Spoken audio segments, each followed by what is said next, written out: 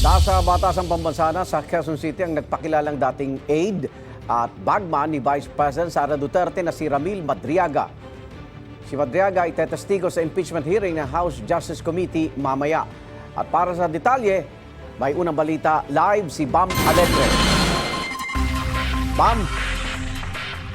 Again, good morning. Narito na sa House of Representatives si Ramil Madriaga, yung nagpakilala na dating aide at di umano'y bagman ni Vice President Sara Duterte. Umalis ng Camp Bagong Diwa sa Taguig ang convoy na naghatid sa kanya ng alas 6 ng umaga. At bago mag alas 7 ng umaga, wala pang isang oras, ay nakarating na rito nga sa Kamara. Ang mga kawani na kasama naghatid sa kanya ay mula sa NBI, PNP, BJMP at sa House of Representatives sa Security. So naging mahigpit din yung pagsalubong sa kanya at ayon sa kanyang abogado ay sa holding area muna dalhin si Madriaga upon arrival here. No? Siya ay haharap dito sa House Committee on Justice matapos siyang ipasabpina para sa ilang clarificatory questions kaugnay nga ng impeachment hearing ng Bisa. Ito ang unang balita mula rito sa House of Representatives. Bam Alegre para sa GMA News.